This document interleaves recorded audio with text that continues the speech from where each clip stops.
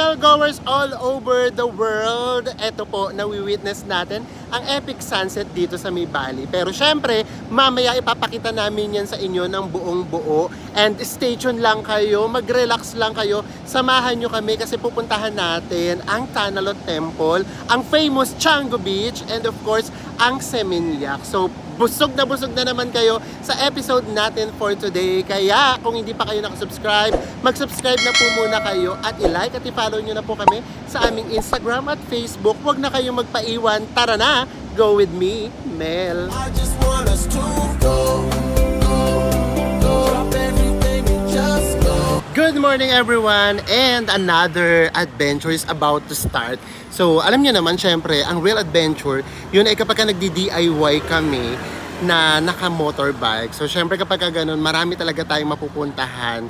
Pero simula pa lang, parang inalat-alat na tayo guys. Ito na yung motor na inarkila namin. Pero si Enzo, Diyos ko, umiral na naman ang pagiging ulyani. Naiwan niya yung license niya sa itaas. So buti na lang din, naalala niya kaagad na nandito pa kami. Kasi kung hindi, patay. So ayan, so ano ba yung mga pupuntahan namin today? So ang ina-aim namin mapuntahan is yung Tanalot Temple. Kasi syempre, hindi naman kompleto yung inyong Bali kapag hindi kayo naka-experience ng temple. Plus, kung madadaanan natin yung Seminyak or Canggu, tignan natin, sabi namin sa inyo last time, baka hindi na tayo mag-Canggu. Pero kung madadaanan naman natin, why not? Sumaglit lang tayo. So nga pala ha, kung gusto nyo mapuntahan lahat ng mga tinatawag na Instagrammable spots dito sa May Valley, so huwag kayong mag-DIY kasi medyo layo-layo siya. So ang gawin niyo talaga, mag-tour talaga kayo. So may Klook, merong ganun, merong nakalagay doon sa may Klook. Ang title niya talaga, Instagrammable Tour. Ganun talaga. So yun yung mga sikat na landmarks and then mga tourist spot dito sa May Valley. Pero yun na yung nagawa namin before. Kaya hindi na namin siya gagawin today kasi hindi na tayo ngayon pang Instagrammable guys. So experience na talaga yung nahabol natin.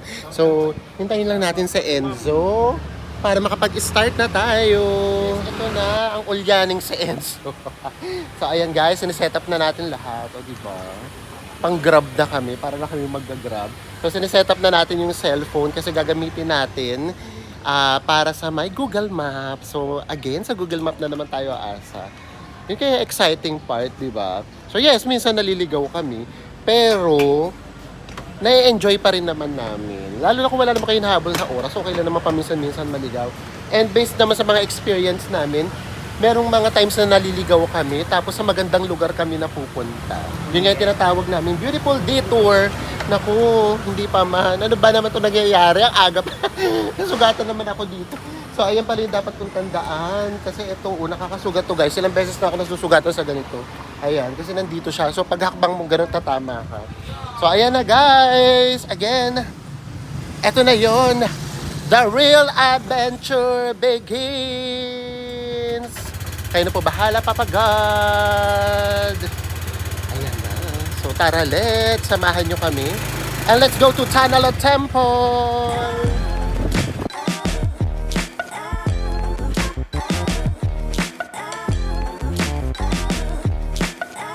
Guys, we are finally arrived. So, ang itinakbo namin ay ilang minutes? Parang 1 hour and 20 minutes. Grabe. Totoo nga ang balita, yung pinagsasabi ko sa inyo nung last vlog, na sobrang dami na ngayon ng mga turista doon sa may Canggu na area. Kaya grabe yung traffic doon guys. Super traffic talaga. Pero paglagpas naman doon, ayan, okay na ulit. So yung drive papunta dito, safe naman siya kasi maganda yung daan. Yun nga lang, sobrang makipot. Tapos yun nga, ang dami talaga kasing sasakyan. Kaya sobrang traffic niya. Tapos ang init pa naman. So kung hindi kayo katulad namin na okay lang na naaarawan, syempre huwag kayong mag-motorcycle. So papunta nga pala rito, pagpasok dito, meron kayong babayarang 60 IDR. Magkano yun? So more or less mga 200, no? 200 pesos. Tapos meron din siyang parking fee na 3. Pero ang sinisingil 5. Siguro kasi wala silang barya. Oo, walang barya. So ayan, so nandito na tayo sa may Tanalot Temple. Ayan. Nung pumunta kami rito, yung unang punta namin, ito yung pinaka-favorite naming temple. Kasi makikita nyo mamaya, yung pinaka-temple niya, ano pa, kailangan pa natin lumusong ng dagat. Ganun, katulad sa Thailand, nasa loob kayo ng temple, and yet, ang daming tindang mga pasalubong, and then mga damit-damit, ayan, diba? Pero parang mura lang dito, no? Oo, mura lang siya. So, 100, so magkano yun? Mga 300 plus lang. 300 plus lang. And then, ganitong oras, tanghalin tapat kasi guys, 12:30 yata. Sobrang init. And then nakikita niyo ba, wala pang mga tao. Kasi usually, mga ganitong temple, katulad dito, sa may Tanalot, and then yung Uluwatu Temple. Ano siya, pang sunset. So kami, hindi naman kami makakapag-sunset kasi nga, para safe tayo makabalik, ayaw namin magpagabi sa may daan. Lalo na medyo malayo-layo. Sobrang dehydrated guys. Kaya, ang advice namin sa inyo, it's best talaga na meron kayong dalang ganito. Ayan. Dati di ba natin yung sa akin, yung malaki 22 nasira ko siya, palagi ko siya nababaksak. Yun. So, usually naman, yung mga hotels, nagpo-provide naman sila ng mga water dispenser. So, ayun. So, para refill na lang kayo ng refill. So, unang-una, nakakatipid. Pangalawa, para lagi kayong may dala. Mura talaga dito kasi tinan mo, 3 for 100. Ay, mga pasalubong, guys. So, pahin na itong mga pasalubong. 3 for 100. Grabe, Ito yung mga nabibili-bili natin sa may Shopee. Ito sa may Shopee. 3 for 100? Ang ano na to, 200 pesos na yan. Ito 100 lang. So 365 pesos. Diba? Mura-mura talaga siya. Ayun ba? 5 for 100. Later. So, di ba? Mura talaga siya. Ang ganda niya. Ito na ang Tanalot Temple. Ako, mas gusto ko na hindi low tide. Kasi pag low tide, hindi natin ma-experience yung lumusong. Eh yun nga yung yung nakaka-epic dun eh. Kasi papasok dun sa may pinaka temple. Kailangan natin, kaya lang sobrang laki naman ng tubig. Ang laki talaga ng mga alon dito sa may dagat talaga dito sa may guys. Sa may Bali. So pasensya na uli kayo, yung mic talaga namin ayaw talagang gumana. So kung naririnig nyo ulit yung mga ugong-ugong, pasensya na talaga.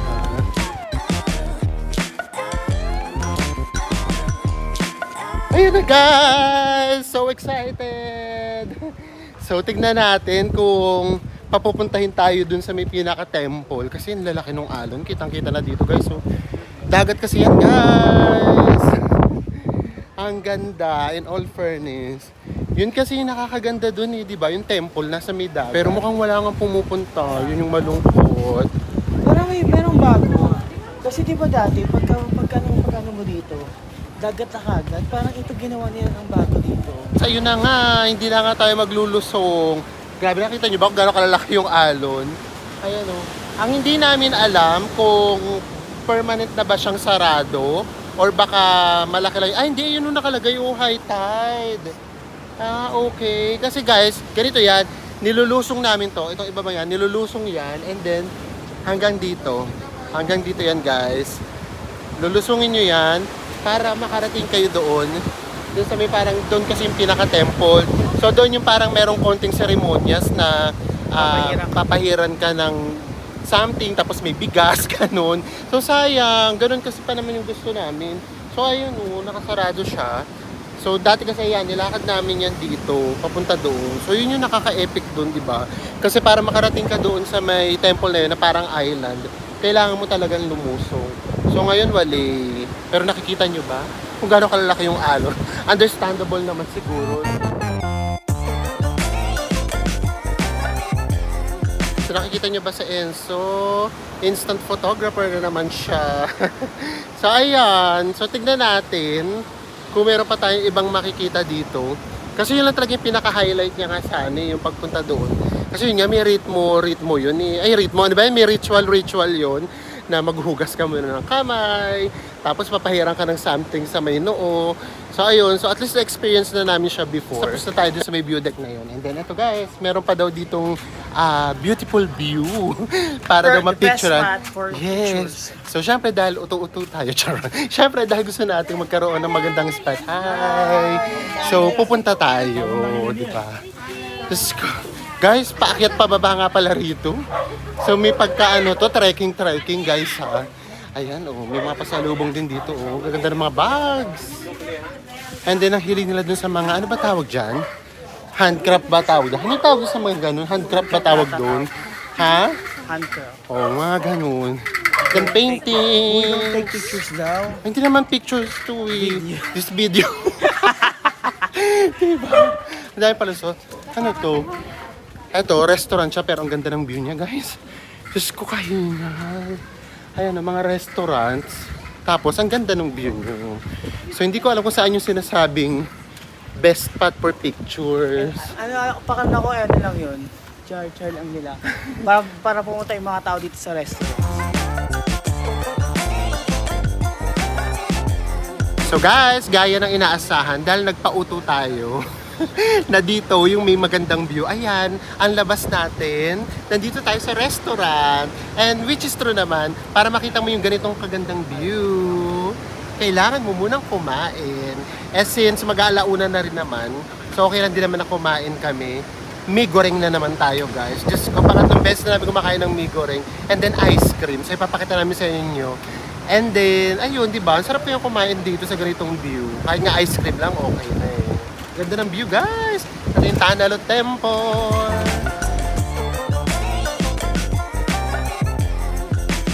Dumating na ice cream natin. Ito yung kay Enzo. Meron siyang strawberry. Sa akin, chocolate and mocha lang. So, ang bilis niyang matunaw. Kaya kailangan na kagad natin siyang kainin. And guys, tignan nyo naman, di ba? Ito yung view natin. Mating na ulit yung ating mi goreng. Mas malaki yung servings dito. Actually, mas mahal naman kasi ng kaunti. Parang every meal yata, lagi kaming may mi goreng. Hayaan nyo na. Kasi dito lang naman tayo makakatikim ng authentic na mi goreng. Yun nga yung sinasabi namin sa inyo. Pagka nasa isang bansa kayo, kainin nyo na ng kainin yung mga authentic food nila. Kasi doon nyo lang yun matitikman. Sa atin, yes, meron sa ibang lugar. Pero hindi kasing sarap ng original. Tapos na tayo dito sa Tanalot, guys. Nag-stay kami ng 2 hours. Parang ayaw na nga naming umuwi. I mean, ayaw na naming umalis. Kasi nakaka-relax talaga siya. Yun sa may pwesto namin, grabe. Alam niyo yun? Yung ang lakas ng hangin.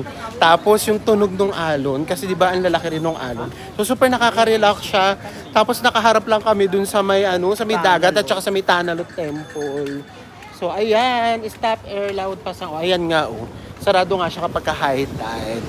So, tapos na tayo dito and now, sabi namin hindi kami pupunta ng Canggu kasi maraming tao na doon masyado. Pero, why not? Kasi doon naman pala tayo dadaan. So, para rin maipakita na rin namin siya sa inyo. And, tingnan natin kung ano yung mga kaganapan doon. Guys, isa sa may pinakamagandang spot dito, itong gitna. Kasi may dalawa kayong gates na pwede pagpicturean ito. And then, itong nasa may likuran natin. So, ayan. Syempre, dapat pagka nasa Bali kayo, magpipicture kayo dyan. Ang problema, hindi nga kasi kami marunong sa mga picture-picture. Pero di ba may ano yan, may technique yan, yung meron sa lamin. O sa iba naman yun. So, basta ganun yung nakikita nyo sa may Instagram. Hindi lahat yung totoo, guys. Yung iba doon, mga technique lang. Oo. Yung akala nyo nasa may, siya, yung may reflection. May tubig. Ano lang yun? Salamin lang yun. And we are now here in Canggu, guys. Grabe. Dito pa lang sa may parking, malalaman nyo na kaagad kung ay, grabe. Hindi ko na talaga na-diretso. Ang lalaki ng alon. So, ayun na nga. So, dito pa lang sa may parking, malalaman nyo na kaagad kung gaano karami yung tao dito. Grabe talaga. As in, ang traffic talaga kasi nga, ang daming tao. Guys, tignan nyo naman, ang daming nagsisurf. Nakikita nyo ba kung gaano kalalaki yung alon dito? Diba? So by this time, naririnig nyo pa rin ba ako? Or alon na naririnig nyo? Grabe, ang daming tao, guys. Pero yung buhangin niya, Diyos mio, itim na itim siya, guys. Itim na itim yung buhangin niya. So ito siya, guys. Look at the beach. Daming tao, no? Grabe. Tignan nyo na may mga nagsasunbathing kung gaano karami yan. At puro foreigners yan, guys, ha. Yun nga yung sinasabi ko sa inyo, iba talaga dito sa may Bali. Puro foreigners talaga na yung makikita ninyo.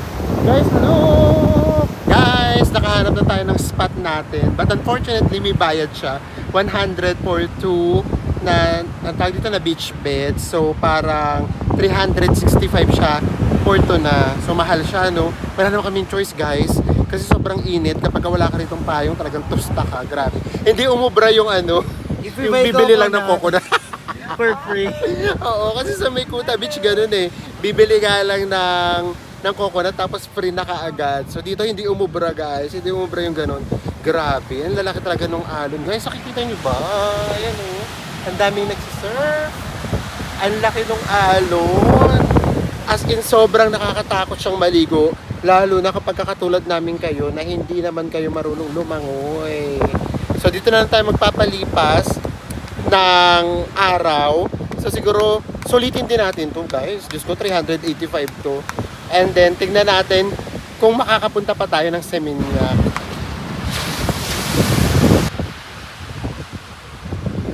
Good morning guys! Yes! Kasi nakatulog kami, grabe. Ang ginawa lang namin dito sa Michango Beach, matulog. Siguro mga 1 hour din. Ito, naghihilik na naman ako. Lagi na lang naghihilik. Siguro sa pagod. So ayan, so kung ang travel na hinahanap ninyo ay yung marami kayong mapupuntahan.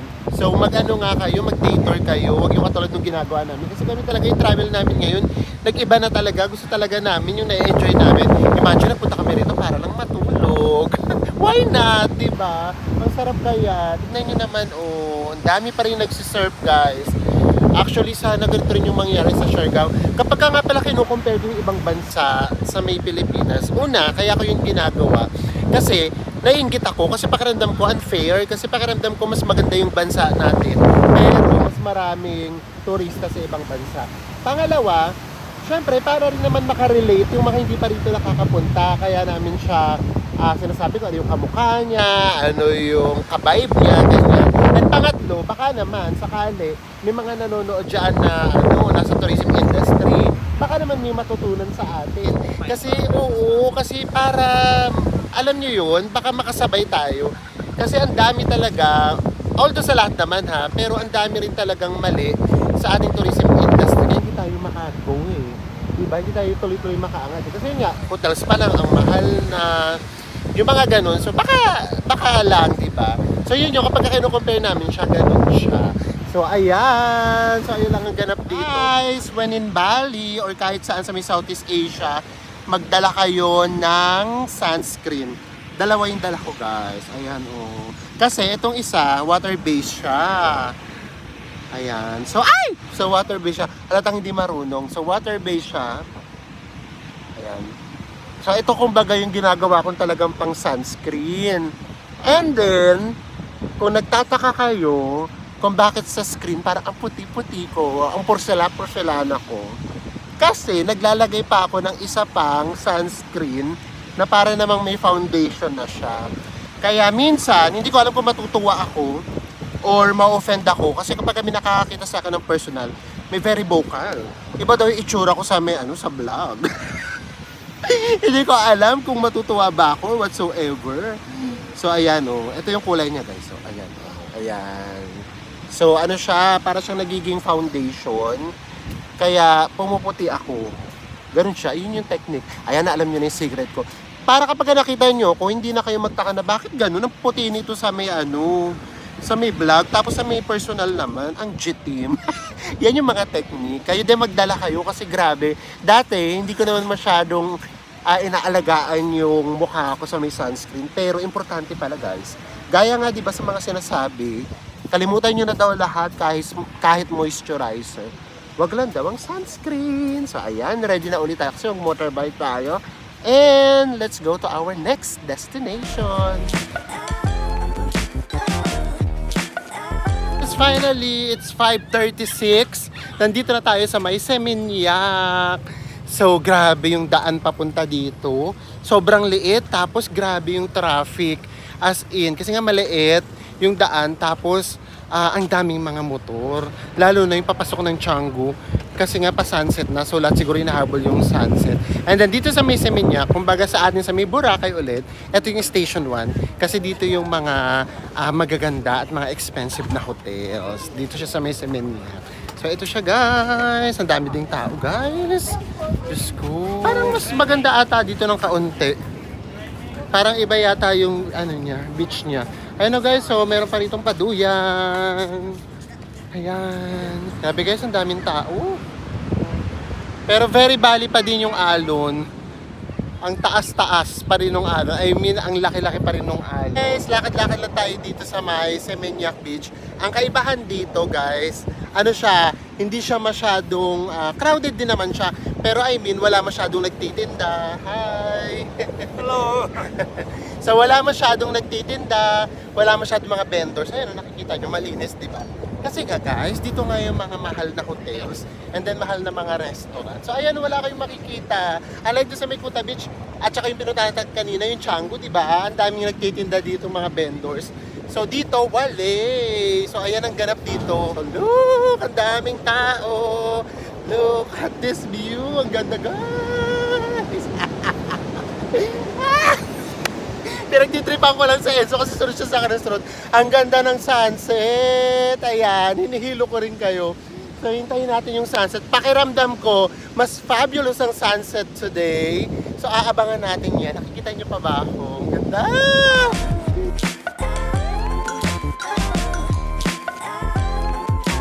So, guys, ayan, nawi-witness natin yung epic sunset dito sa may Bali. So sorry naman ha, talagang manghang-mangha talaga ako or kami kasi talagang grabe, parang lahat worth it.